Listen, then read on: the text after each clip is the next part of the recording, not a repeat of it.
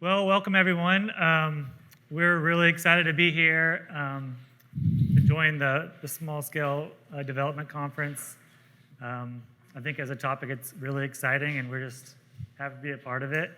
And hopefully, we can just have a kind of interesting conversation about it. But I'd like to kind of just introduce the panel to begin with. So the panel's about the three hotels that Piazza has developed and David Baker Architects have designed, and it's about kind of incremental development over time. So first I'll introduce our panelists. We have Paolo Petrone of Piazza Hospitality and then Cersei Scherer of Piazza Hospitality. You guys want to say hello and introduce yourself a bit? Sure. Hi, I'm Paolo, and I've been lucky enough to have discovered Healdsburg through Mary Scherer, Cersei's dad, 21 years ago, and it's been a great ride since then. Good.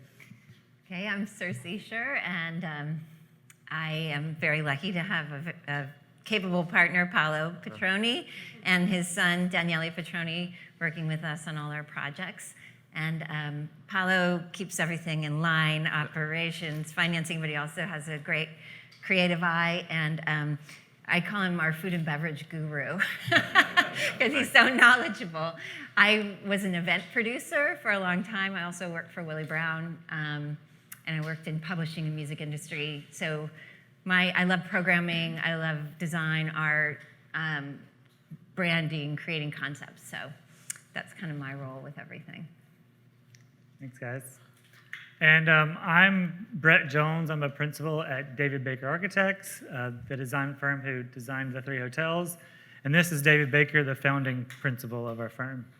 Can you say hi?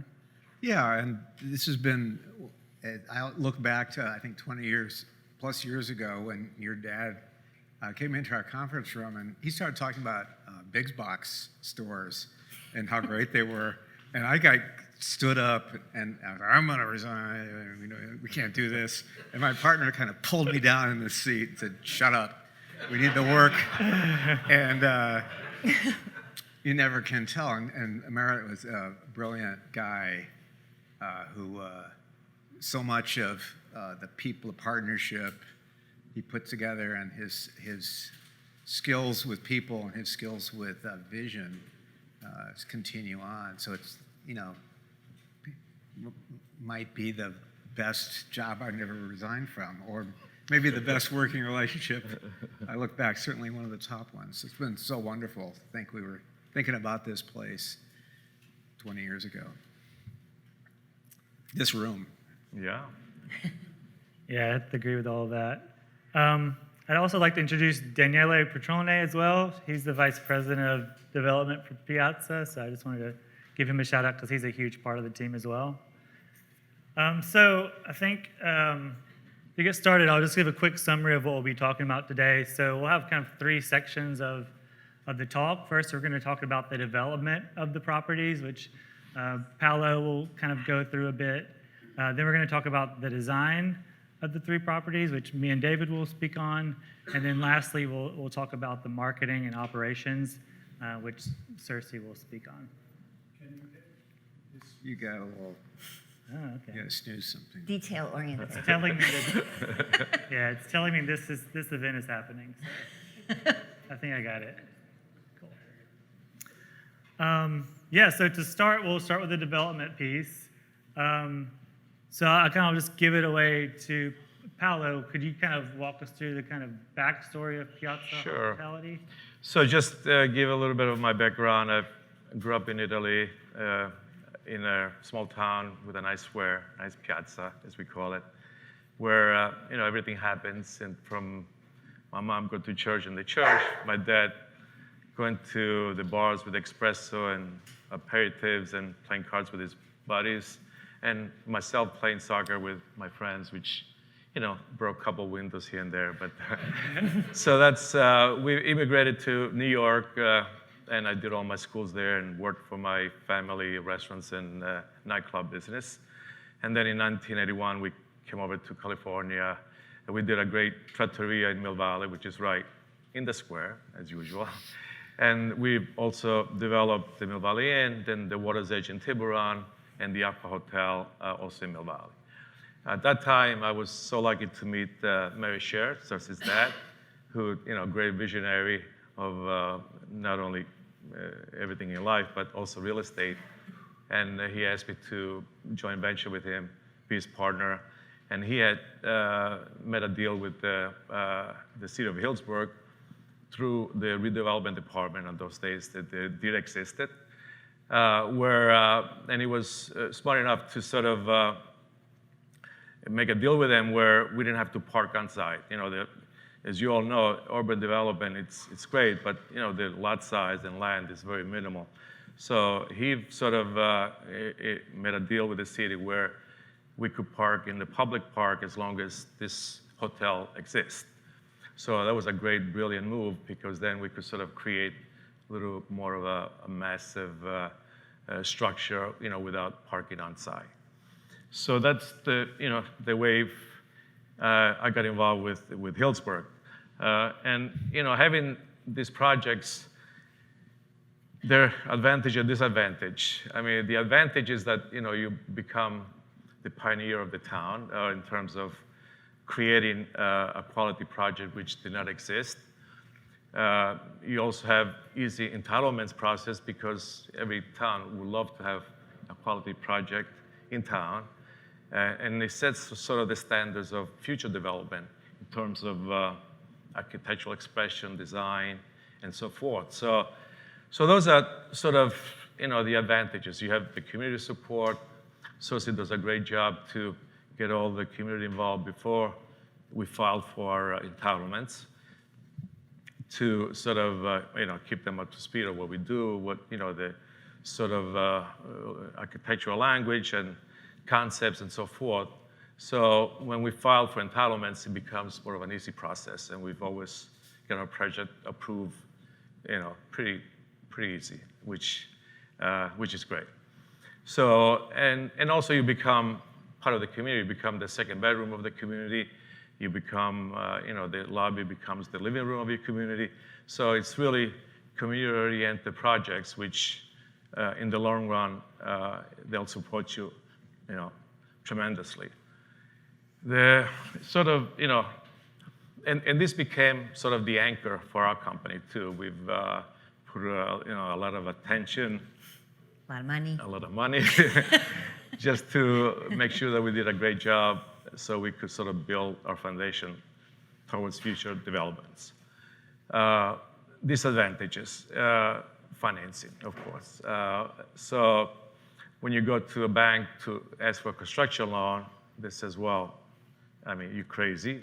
You're out of your mind. How can you spend this money in a town where there's no other project of the same, where there's no comps to compare it to. So we got shut down practically for all the banks. And we finally found, one, First Republic, that gave us a construction loan, which was, 40% loan to cost. So not even that. So with that saying, you must have a lot of patient equity. You must have, the way we finance our project is through friends and family, and people that believe in our concept as well. You cannot go to conventional money because they won't even talk to you. So that's the biggest challenge: is how do you finance projects which there's no proven history, there's no comps to compare it to, and also, Cersei does a great job on marketing. So, we have to spend a lot more money, which she'll talk more about it later, in terms of, creating the market. So once you've overcome those hurdles, then, everything is great. It's easier. So we always like to have some local investors involved as well. Right. That makes more of a buy-in from the community when you have people who are invested already in the area. Yeah, that's a great point. Yeah, I mean, those are sort of, the disadvantages. And now the disadvantages, of course, through those urban infills, the lots are small, as you know. And small towns like this, there's always a height limit that you have to deal with. So the FAR is really not, great to create any sort of room counts where a bank will finance it easily. So those are the things that we had to deal with.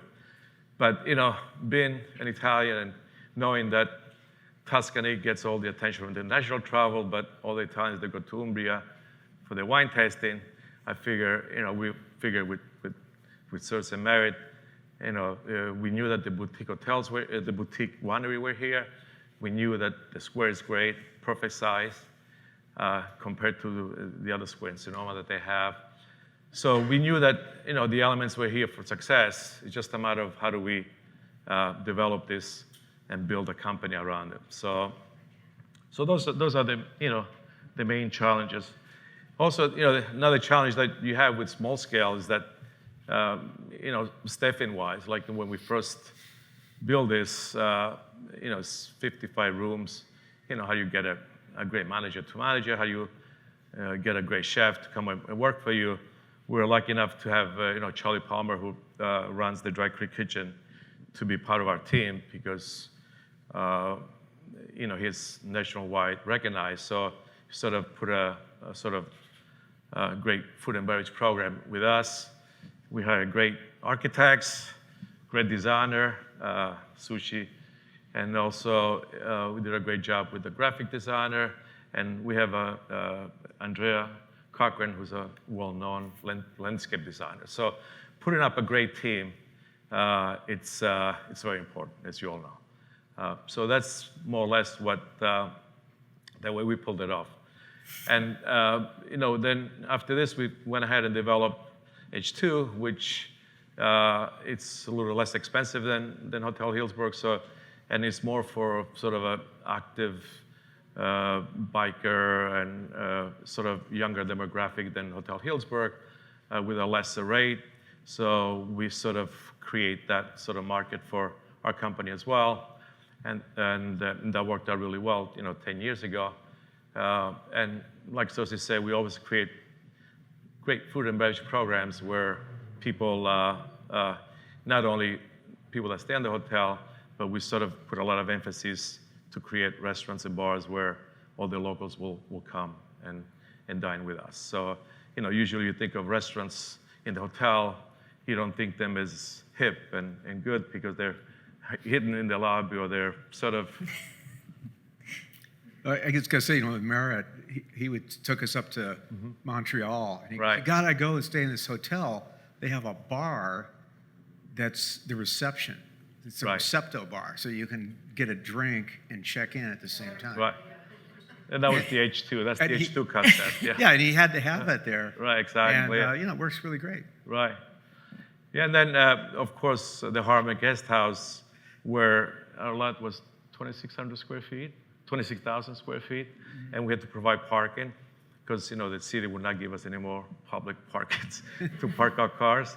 So, the idea of the lift carts and all that, which are the first one here in Healdsburg, worked out really well because you really need a small little piece of real estate to stack, 50 cars. So those are the things that we sort of, we really take our time and we bug these guys every day to meet with us in person or now via Zoom.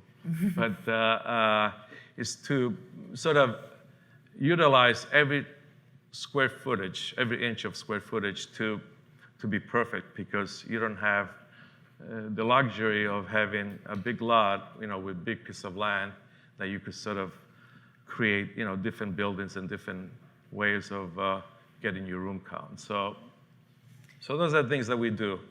Oh, and just to explain kind of the evolution, so Hotel Healdsburg opened in 2001, and it was really performing very well. Rates were going up. We were quite full.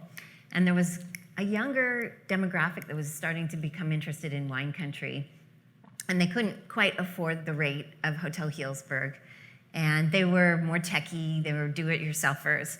And so as we were so full, we decided, we should do another concept for those people that we're turning away.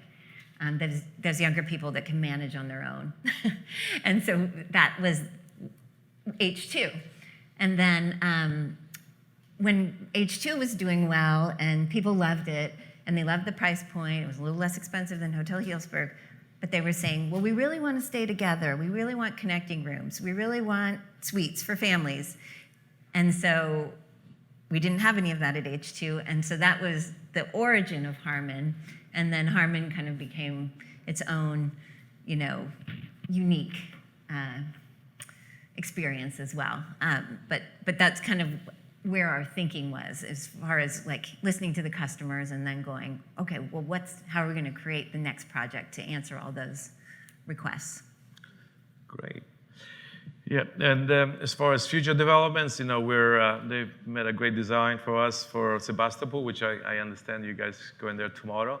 We're right next door to you guys. We're on the square, across the street from the square again. And it's going to be 66 rooms with a restaurant and a rooftop as well, and a great spa. But again, we're sort of in the middle of town.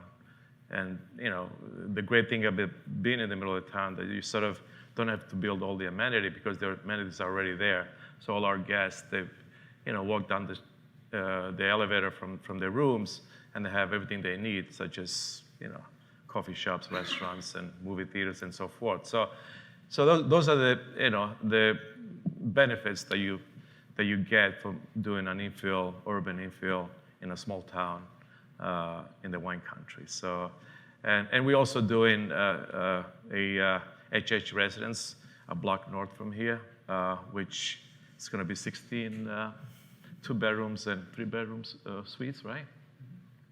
So those are our future developments. So we only do them, one at a time. We're not interested in sort of in doing that much third-party management. We don't do that. We just manage our own properties. We've put a lot of attentions and details to our projects. We've sort of want to grow organically and not, again, using conventional money and all that. So that's basically, the pillar of our company, our philosophical approach to who we are and who do we want to be. So having said that, I'll turn it over to Cersei. I think these fellows are You're going to go next? Okay. talk about. All right. That was great. Thank you guys for talking about on the development side. So now I think we'll talk a little bit about the designs. Like there's obviously a lot of benefits on the development side of doing this kind of incremental hotels, but there's advantage too on the design side as well. And but first I wanted to kind of introduce our firm a little bit before we get into the hotels. So our firm is David Baker Architects. We're located in San Francisco and Oakland, and we also have an office in Birmingham, Alabama. Might seem random, but it's a cool place. And we do architecture work. A bulk of our architecture work is housing, which is obviously not that different than hospitality. We do a lot of affordable housing specifically, which is kind of where our heart is, and we love doing that work. A bunch of that work is modular construction, which we've been doing a lot of recently, which has been really interesting. We do urban design. We have an interiors department. We've done all the interiors for the hotels, so that's something that we're always excited to do. We also have a fabrication studio, so we design and fabricate all of our own furniture. We design all the custom furniture in the hotel rooms, prototype it, and then build all the furniture or some of the furniture in the common spaces. So that really gives us a lot of skills and tools to kind of develop custom pieces for these guys. We also have a pro bono arm to our firm called DJ Lab, where we do pro bono work for nonprofits and things. And then finally, hospitality, which is kind of why we're here today.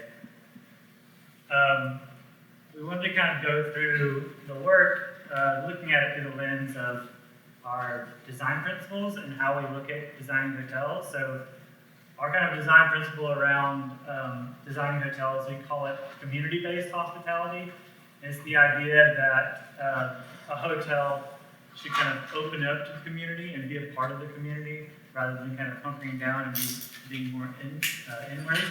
And these guys are incredible at doing that. They're a part of this community and they are always reaching out. So we felt like the buildings should do that as well. And so these kind of 6 different items that I'm showing here are kind of our ways to do community-based hospitality. And so we're going to go through those and look at all 3 hotels and the future developments through that lens. So the first thing we'll talk about is listening first. I think on all of our projects, when these guys get a site, the first thing that we talk about doing is not designing anything at all. It's really just listening to the community. We're coming into small towns that people are really passionate about and they really care about their town and their place. And so it's really important, and we've always really committed to going there and having community meetings and community engagement and speaking to the people and understanding what they want on the site, how it might change their town, and also getting ideas from them. And it's just always been such an incredibly valuable process and very rewarding. So that's kind of where we start each project. We do kind of hands-on exercises in the community meetings. These are 2 boards for the community engagement process that we did in Sebastopol, where we asked people kind of what they wanted to go on the site, and they put green and red dots based on kind of what they wanted to go on the site. They had sticky notes to put kind of comments based on our sketches and things. And it was just incredibly helpful for us. So for instance, this is H2 Hotel. We had a lot of community meetings, and we really got a sense of kind of the aesthetic that the town was really wanting. So, a lot of the kind of the formed roof that's curved and organic kind of came from the community meetings. The rich and kind of soft natural materials came from that. And then, also kind of all the landscaping and how the hotel opens out to the street came from the community meeting. So that process really transformed what this hotel was. And then the same goes for the hotel that we're doing in Sebastopol. We had a really long community process where we listened for about 2 years and worked with the community on what went on the site. And we got a lot of the things that are going to be in the hotel came directly from the community. So one of the ideas was they wanted kind of more affordable rooms. So they had the idea of having a hostel. And these guys have never done a hostel before, but they were like, all right, we'll try doing a hostel. So, But we do have Plan B just in case that doesn't work. But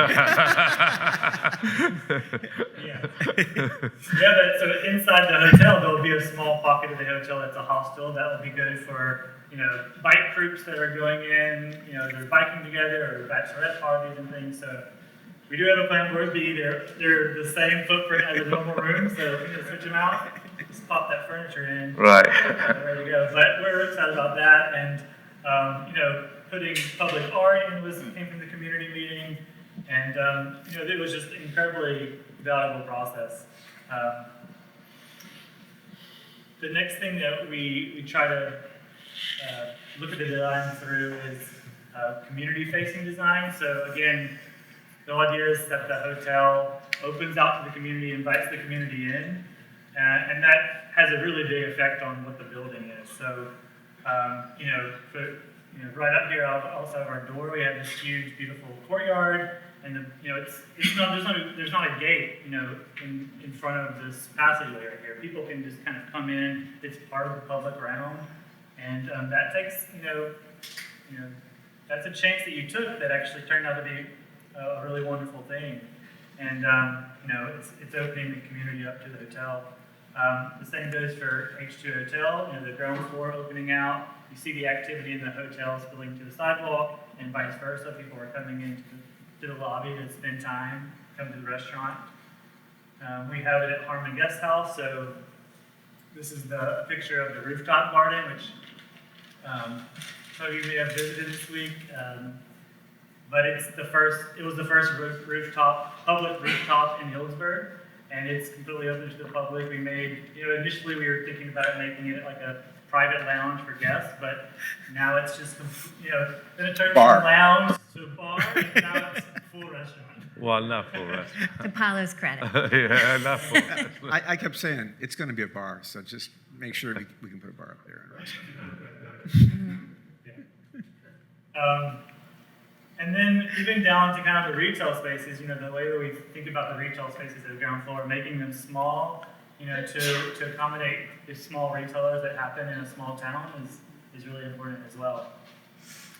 And we really hand curate all the retail in this space. We don't just take whoever can pay the rent. It's very much part of the whole experience is who we select as our tenants. I think Merit had a real hand Yeah, in this. so we designed it all generic and everything, and Merritt went through, before we built it, it was sort of mocked up, and he'd go, oh no, the door's got to be here. And, you know, he changed it all in a very analog way. It was really, and he was great. He made it really feel good. It's, even with 3D and all that stuff, the ability to, it was really a fantastic hands-on experience to come with this really authentic looking pedestrian retail feeling. It was really important because it was the western side of the plaza. Right. So you couldn't cut it off. I mean, you had to continue that plaza walk. And I think that was part of, you know, why that design finally got approved was because of the you know, the character and also the permeability of the building. It wasn't one mass. It was two buildings connected by pathways with gardens and yeah. We should credit Andy and also Wendy Suji worked on this building and actually brought us in, and we'd never done a hotel, and I said something to Merritt like, well, we've done an SRO for affordable housing, we can do a hotel, what's the difference? And, which is actually not that false a statement, and there was I think they came up, we all came up together with this idea of indoor-outdoor rooms. So if you see the spaces here, they really are defined as a room, and they're public too, which is absolutely kind of crazy. Typically, you want to gate everything off. Yeah, we don't hire architects who've done hotels before, so that's why Except we this picked one now. you. We just wanted to sort of reinvent it, you know, this hospitality boutique hotel. Everybody calls boutique hotel anything nowadays, but I think you know, a true definition of boutique hotel is to really have architects who've never done hotel before. To her credit, to come up with all the artisan and all the artists locally to sort of give the sort of local flair, and to create a, you know, place of the place. So we do take a lot of chances of thinking out of the box, and sometimes we make mistakes, but to now, you know, it's worked out really well. So.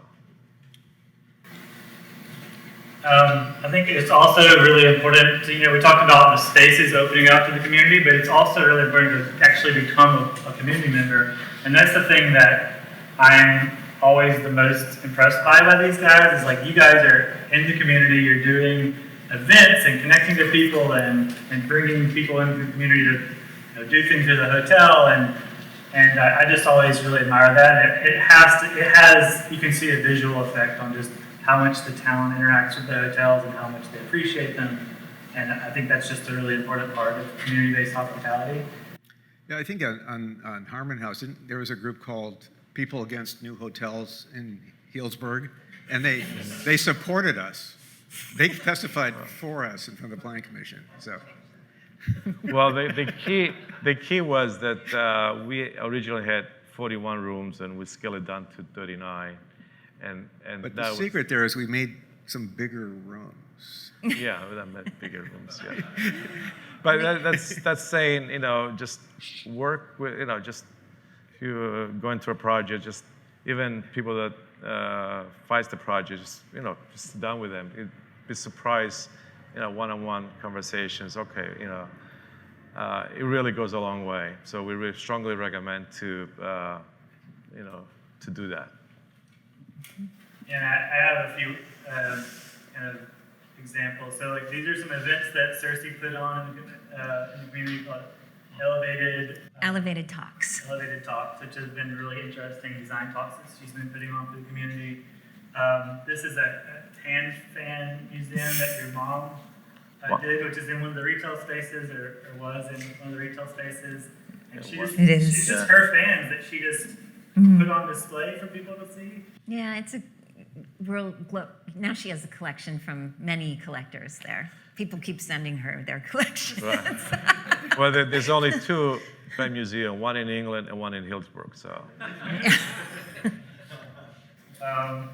And then also just, all the spaces, like the spaces we're in here now, like these guys might not say it, but they let nonprofits and people in the community that need them, like they support organizations to use these spaces, which is always really wonderful. So again, being part of the community that you're developing in is really important.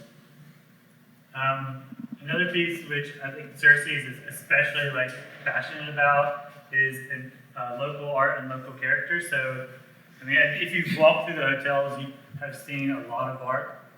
It's kind of everywhere, and I think that's one really special part of the hotels. This is a piece that Andy Vault did in Harmon Guest House that we commissioned. There's these really wonderful glass sculptures by Studio Slow that are in H2 Hotel.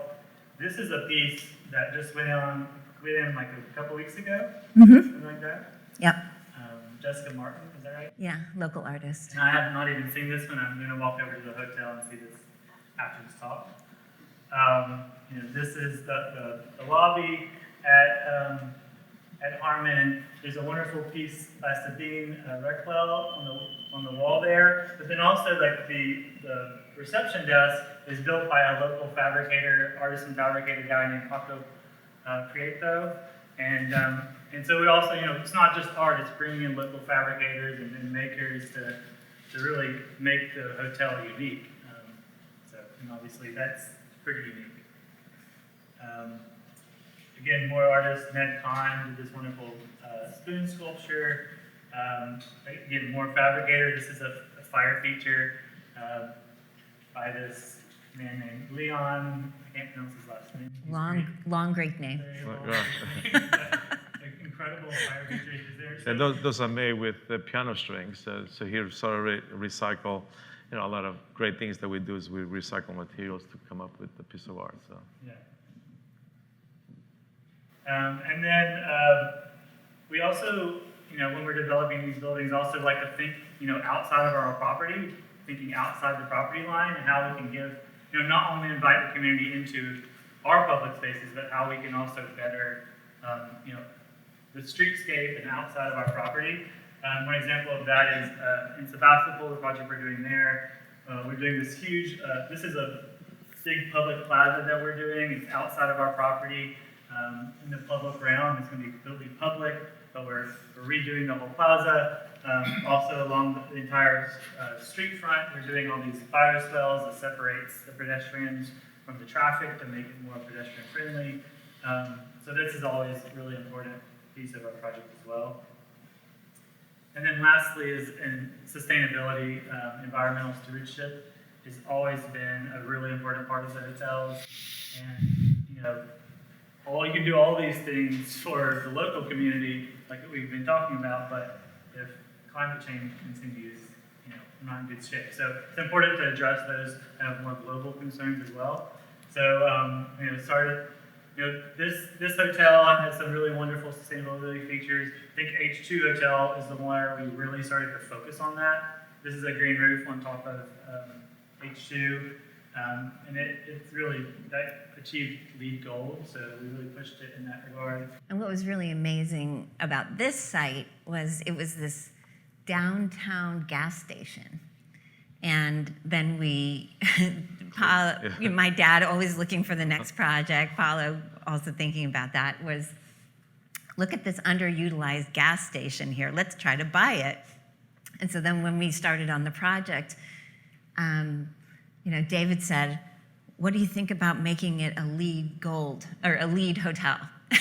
And everyone's like, oh, it's so expensive. But then, for some reason, it just really made sense, especially doing it on a gas station site. And it was expensive, and we had to remediate the soil and do everything. But from the get-go, that story, started. It was just a perfect story to tell, right? Yeah, and right. Then carrying it on, it's like the poster child of a green hotel, really. Yeah, and I mean, this was kind of ahead of its time too. That's another, leap that you guys took of doing that, and just because you felt it was the right thing to do. That's, really respect that. And then we continue to kind of push the envelope as we go through the hotel. So this is Harmon Guest House. And it's LEED Gold as well, but we did a bunch of extra measures. So when we were developing this hotel, we were in the middle of the 2012-2017 drought. So we're kind of facing that a little bit now again. But there's a rainwater collection system in this hotel that serves all of the irrigation. We also did complete habitat restoration in the back there on Foss Creek. We worked with California Fish and Wildlife to protect 4 endangered species and to take up all the invasive species of plants and replant native species, and totally restored that back area.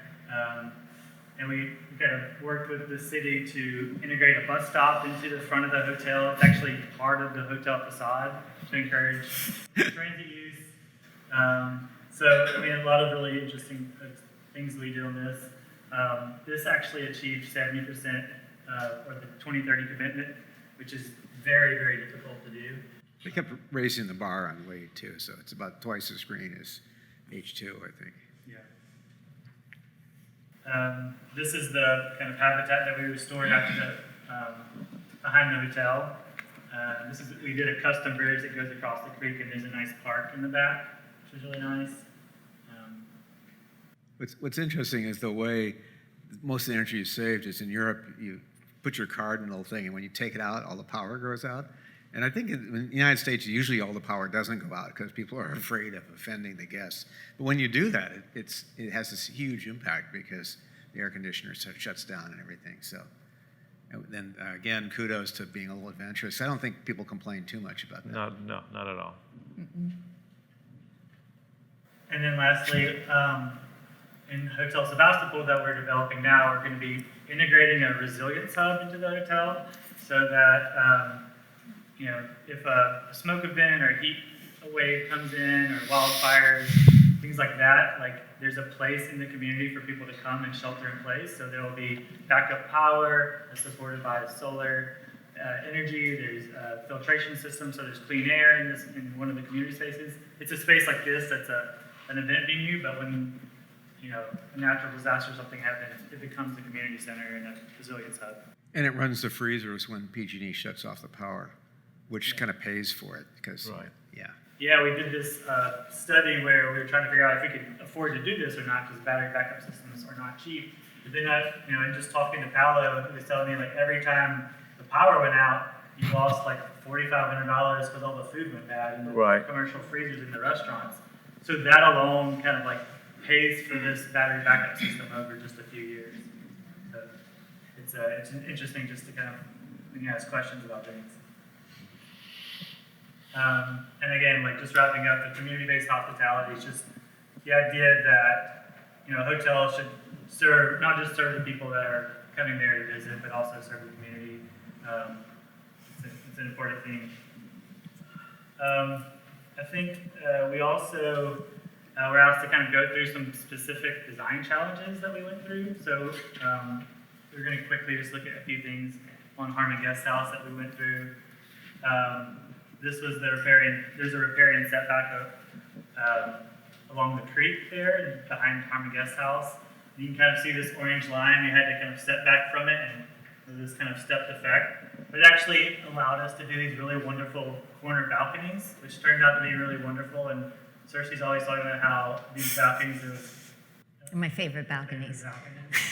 We wouldn't have done it probably if it wasn't for that riparian setback, so that's interesting. And it creates this nice pool area back there that's shaded.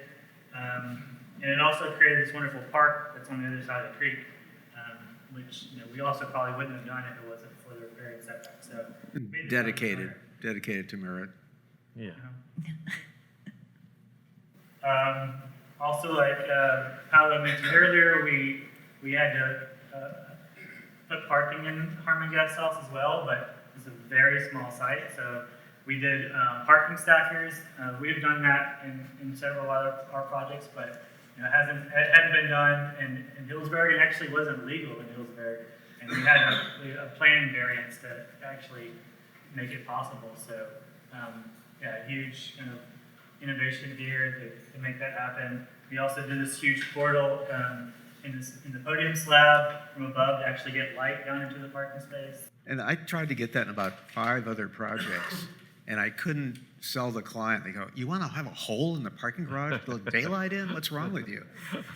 And it's really nice because this is really the lobby entrance to the hotel is the parking garage. And there's plants growing up there now, too. To Yeah, it's quite beautiful. Yeah. Another challenge we had with the site is the site is very narrow. And so to fit in a bunch of rooms, we developed these very narrow rooms here, which was a really interesting design challenge. So this is the room type in Harmon Guest House. You can see when you enter the room, you're entering into kind of little entry area with a closet, but then you're kind of passing through the bathroom. So the sink space is open to the room, and then also the shower is open to the room. We have a small toilet room there, but the shower is completely transparent. You get light from outside into the bathroom, and it just saved a lot of space. It wasn't wide enough to put your standard bathroom when you walk in. But we have shutters for people who are shy. Yeah, exactly. So Nobody uses them. No. Well, see, there was a lot of conversation about those shutters. Yeah. It's important. Not everybody believed that. Yeah. but it created a very unique room type that you probably won't see in many other places. But what made that possible really was this is right when everybody started getting flat screen TVs, and you think, why are hotel rooms always 14 foot wide? And it's because they had these big TVs that were really deep. They put in a huge cabinet, and that was really the reason. I think people are making them narrower now, and they figured that out finally. This is a photo of that. So this is a sliding screens we were just talking about that will shut off the bathroom if you'd like. And this is a picture of that shower. So you can move the screens to the other side, and that's a completely transparent shower there up into the room. So it's a clever little unit plan that helped us get a lot more rooms on the site, frankly. Another picture of the room here. This little sitting nook is actually the size of a toddler bed and fits toddler sheets, so a kid can sleep on that day bed. So this room is not just for 2 adults, it's also for Well, you don't have to wheel a cot in. Yeah. Yeah, this makes the room, I think, because you can eat there, you can work there, and it's really cozy. So it makes a small room work. And then, of course, we have some suites on the property, too, which are really nice. So that used to be 2 rooms. Yeah, exactly. And then the last kind of design challenge is the roof deck. That was one of the things that you guys came to us right when the project started that you wanted to do. So it's a nice roof deck up there. It's really nice. You can see Finch Mountain in the distance. And like I said, it started as a lounge and then became a bar and now is a full restaurant. And then, I want to talk to Paolo, to you a little bit about kind of the incremental development of the hotels over time and kind of what the advantages of that is, like from an operations and development standpoint. Sure. So it's all economy of scale, as you might already envision. It's really hard to operate, small hotels because you need a good GM, you need all the staff, you need 3 front desk crew, 3 shifts, you need night audits. So operational-wise, staffing-wise, it's challenging for doing small hotels, not have one 131-room hotel. But what we've been very successful on is to sort of create more of a corporate team where all our sales teams, they do all the 3 hotels, all our accounting team does the 3 hotels, and administrative work. So we have one GM for the 3 hotels, and then we have supportive managers in each property. So the economy of scale has gone better since we have the 3. Chefs oversee 3 restaurants, The too. chef, they see over 3 restaurants as well, too. So, but that's why in the beginning I said that you better have patient equity because it takes time to develop these things, as you know. And to build such an infrastructure like we have here, it took us what, 15 years since we opened the Harmon Guest House. From Hotel Hillsburg to the Harmon Guest House. So those are we're able to sort of minimize some of those extra expenses by having 3 hotels by combining all the other things that I mentioned. And it also helps from a design perspective too, because they share common and amenity spaces too. So we don't have to put a spa in every hotel. We don't have to put a roof deck, or they all share restaurants. So you save a lot of square footage in development because you're not double duty on all these amenity Right. spaces. And we've been lucky because it was tricky, but a guest staying at Harmon can charge to their room at Hotel Healdsburg or at H2. So we can send guests all over, and they can get a food and beverage credit that they can use at any of the properties. So it kind of just keeps people within the system a little bit, and that's helpful. Yeah, and Private we business. also, what we did, we have the same structure of ownership on the 3 hotels. So there's no gray areas where you attribute expenses or income. Otherwise, it would become an accounting nightmare that somebody, like she said, that you charge food over Harmon, they stay in here, and a group comes in, half of them stay there, half of them stay here, but they want one bill. So it really creates a lot of gray area. How do you, which manager spends more time on which property? So, but having the same structure of ownership to the penny is really been very helpful, because there's no, we don't want to get sued with it. There's no we're very transparent on those things. So that's why keeping the same structure of ownership, it's also important. I also wanted to mention we're doing development incrementally hotel by hotel, but we're also iterating on the hotels you guys have as well. So as an example, this is this courtyard right here. It used to be the Great Lawn, now it's kind of more of a plaza with gravel. But we've kind of discovered that we need a little bit more weather protection. So we were studying designing a pavilion for this space. And so that's what we've been working on lately, is designing this pavilion for this courtyard, which would kind of change the hotel pretty drastically. This is a rendering of that. Yeah, and we outsourced the drawings to Alabama. He does a nice job. He's a good kid. Again, here's all the hotels.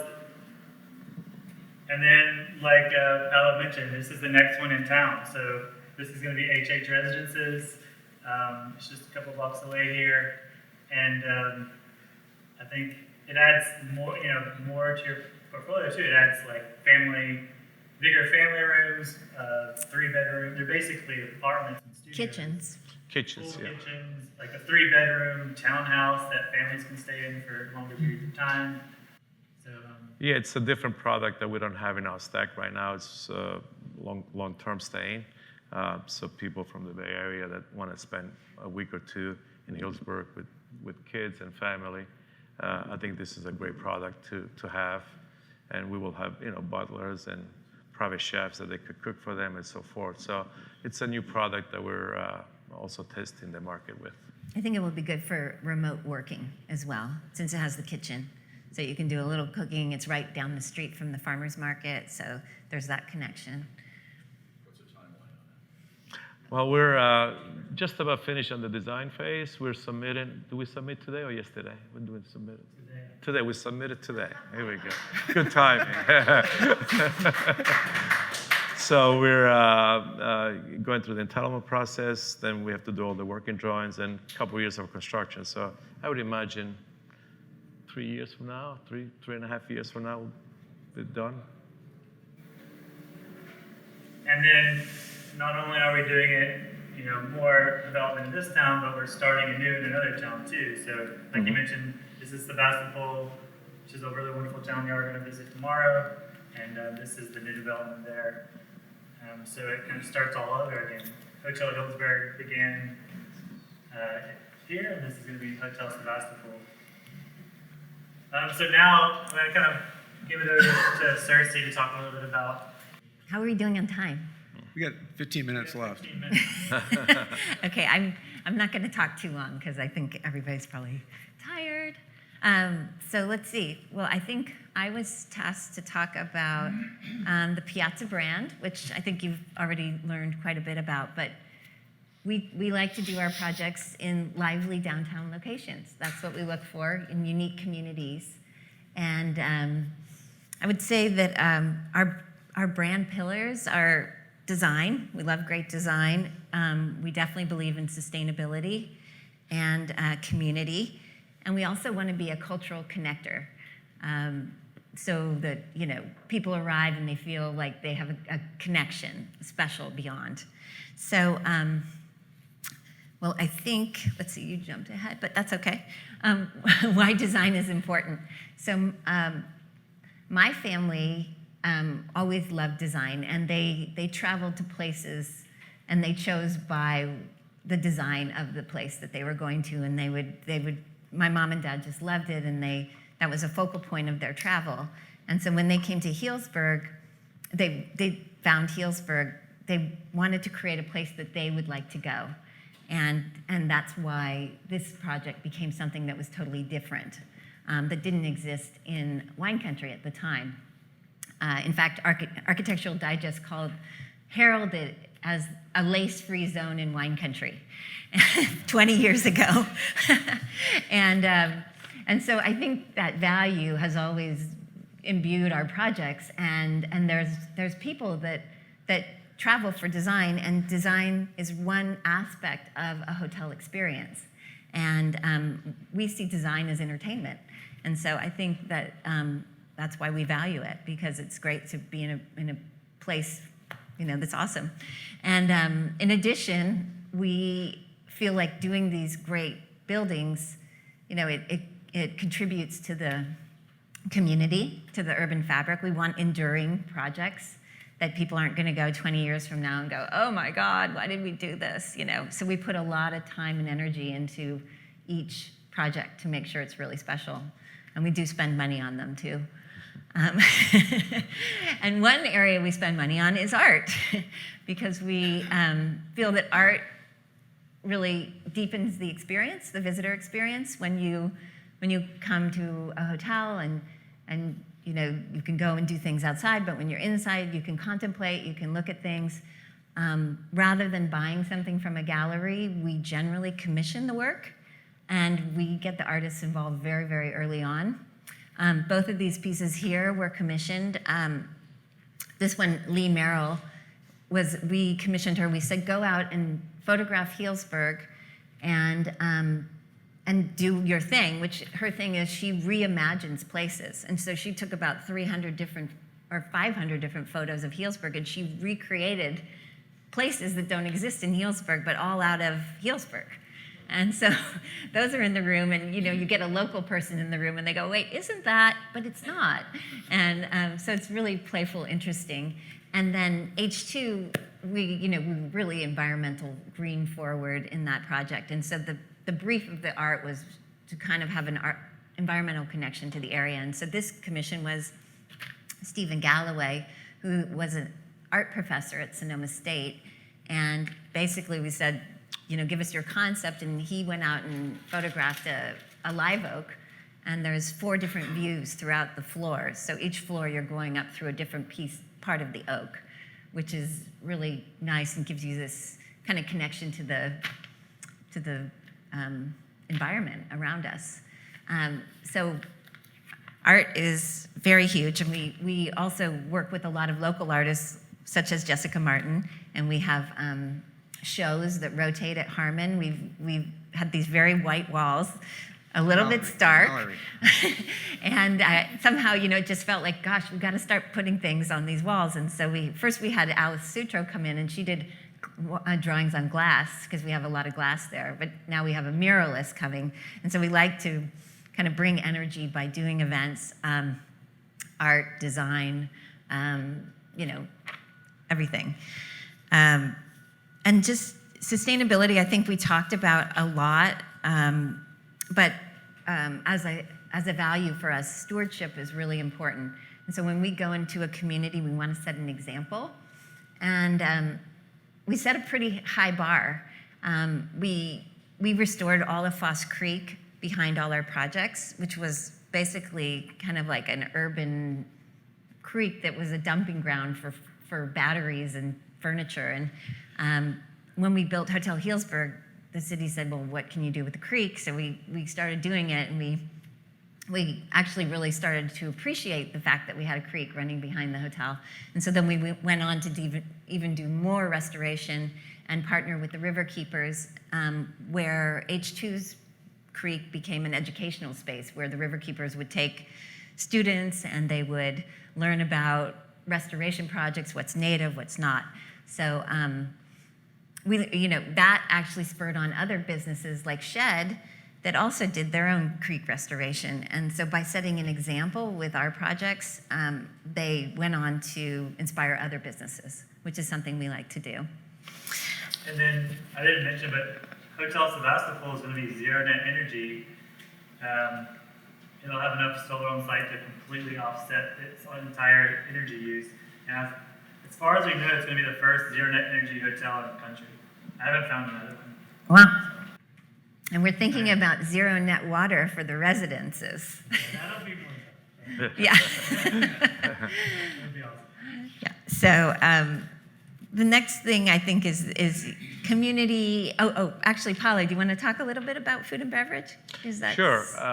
So our food and beverage program, as I mentioned, we're lucky enough to have Charlie Palmer involved with the Dry Creek Kitchen, because his cuisine, it's all about sort of a wine country restaurant concept, and with bold flavors and local ingredients, farm to table, and so we decided to just do a Sonoma wine list, and because when you go to Italy, for example, you go to Piemonte, you drink Brunello, Barbaresco, whatever.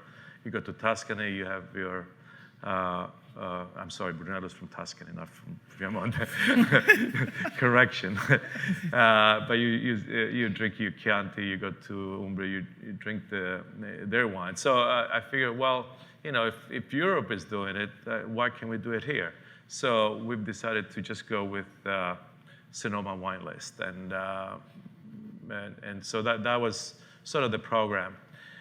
With Spoon Bar, we wanted to be something a little more fun, a little more hip, and very casual ambiance.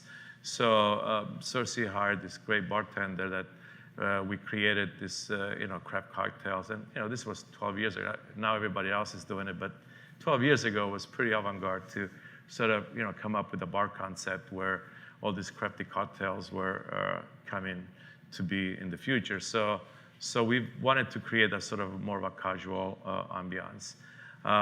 Then, we have a little pizzeria here. We've, been Italian again. We've sort of create wood-burning fireplace, which we're going to expand now and sort of, create more of a simple, easy fast food sort of, but very, very authentic and very, and very good. So. And I'm glad, one of the things that we sort of came out of this pandemic, which I think is great, is the fact that people now, they want to eat outdoors. They want to eat on the sidewalks.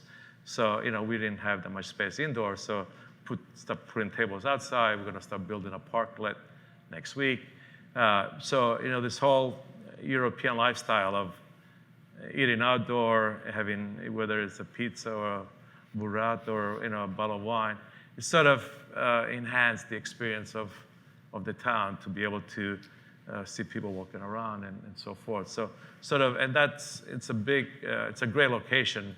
It's the best corner in Healdsburg, I think.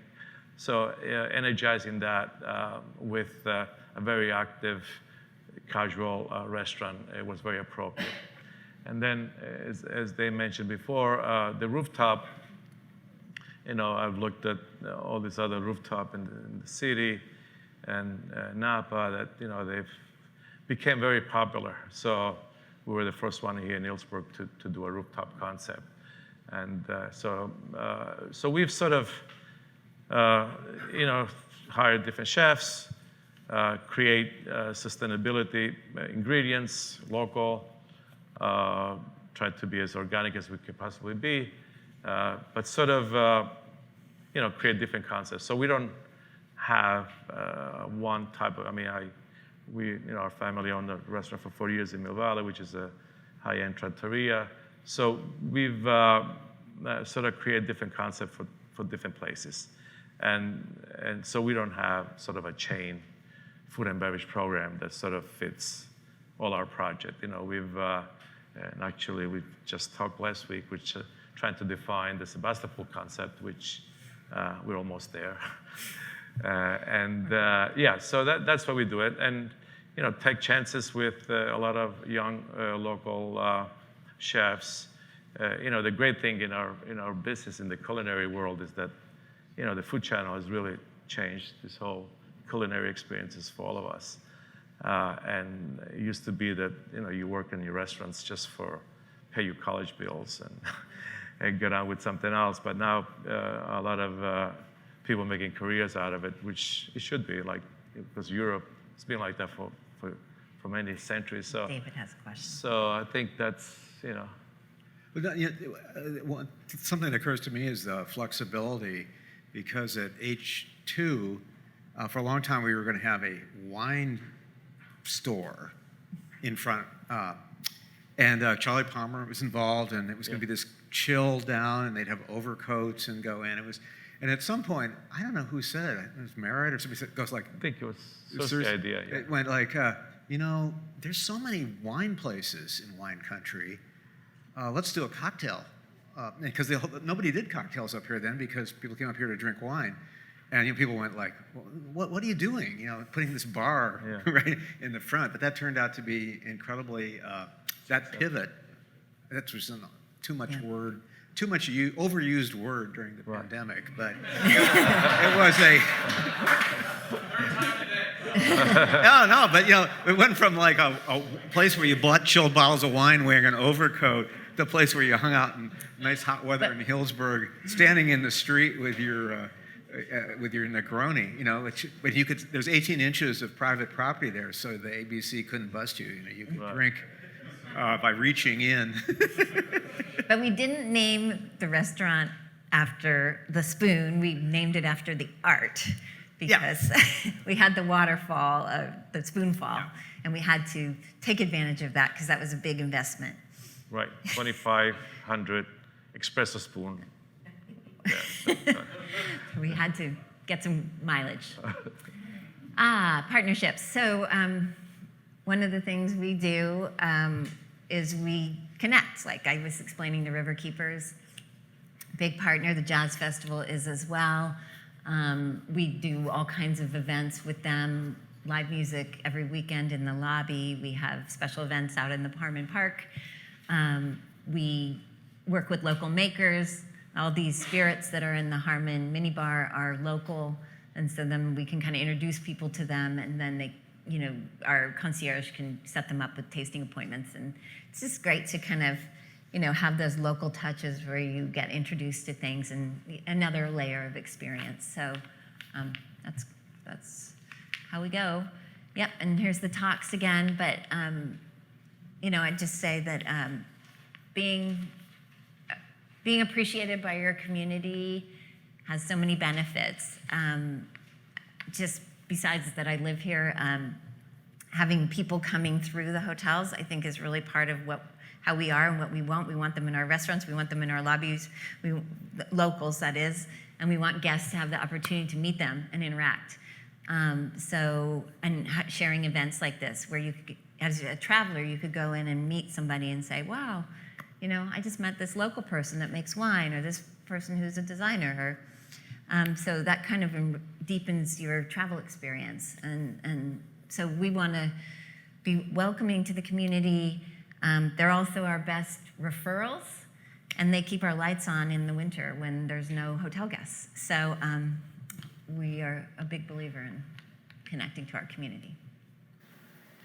Yeah, so that's what we have for today. I think we're almost out of time, but if someone has a question or two.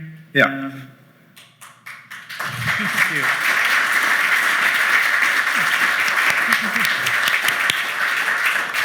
So I just had a quick logistics question because you're invited to join us on the rooftop. Are you? Because we can do some questions here because I know people are anxious Yeah. to ask questions. But I don't know if you're going to be able to join us. If you have some other things, we're going to want to talk one-on-one. So will all of you be able to join us, or Yeah, I am. I can. Yeah. It's your bar. I mean, you might as well come. Right? Sure. I could use a Do we get a drink. free drink? No. Great. Okay. Well, why don't we try to squeeze in, 2 to 3 questions, and just so you know, so we're just going to walk down the street, go up to the 4th floor Harmon House roof bar. It's open bar. See the murals on your way up. It's really fun. It'll If be you great. can. So, Jonathan, you had a question. You go, man. Thanks. Just 2 questions real quick. In terms of determining how much, first question is, how do you determine how much to spend on art in relationship to project costs? So is it a percentage? Is it just like, I really want this artist and we're just going to spend whatever it takes to get them? That's question 1. Question We were 2. begging. Question 2 is, when you're working with a restaurateur for the space, is that something that you're giving them ownership, or are you basically hiring someone to set the menu and then you're going to figure out how to staff the restaurant? Or the restaurant for the hotel? Can Thanks. answer that one. You want to answer the art part? I think it's kind of variable. Yeah. I mean, it's a big value of ours, so we do allocate a lot, but we don't do it by percentage. We kind of find locations where we think art would serve us well, and then we go out and investigate and see what we can afford. Well, there's some empty spots because the art budget was one of the things at the end that kind of got Yeah. diminished a little bit, but Cersei's keeps at it, and it's flushing out, and that's really actually, I think, an advantage to do it over time. Right. Yeah. Question, just how do you? Yeah, the restaurant question. So Charlie Palmoli manages Dry Creek Kitchen, and he does have sort of a green light of creating his own menus and all that. Everything else, it's a collaboration of us. We've managed on all the restaurants. And we also, Charlie Palmer just manages the Dry Creek Kitchen. But we've, there's enough experience in our staff between myself and Cersei and everybody else in our team to create concepts. So we don't hire chefs just to create menus. We do hire chefs and sort of explain the concept that we want to execute it. And so it's a collaboration but everything comes from us. So, and we do taste everything that, before we make, and sort of create, dishes that we think it's applicable to the market. And we do spend a lot of time in those markets to see what's needed, what's not needed, an overabundance of the certain concept. So, for Slow, we went there for the last 15 years before we opened the hotel. But everybody was telling me there was no steakhouse. So we sort of did a Ox and Anchor, which, so we hired an executive chef for that San Luis Obispo property, and we created 3 concepts. We created the Ox and Anchor, Piedina, which is a sort of a casual Italian restaurants, and we also created a rooftop like we have here. So it just identify the concept, hire the proper chef that you think is going to execute your concept well, and work with the chef to create menus, wine list, with the managers and cocktail programs and so forth. But we do not use consulting chefs. But Charlie, so Charlie has he gets management fees on the restaurant and the food operations that he does, and then he is a owner also. Partner in the whole project. Yeah. How about one more? Before we do that, just David, I've got to say you're either like really polite or you're just been on too many Zoom calls, because I keep seeing you put your hand up. It's like.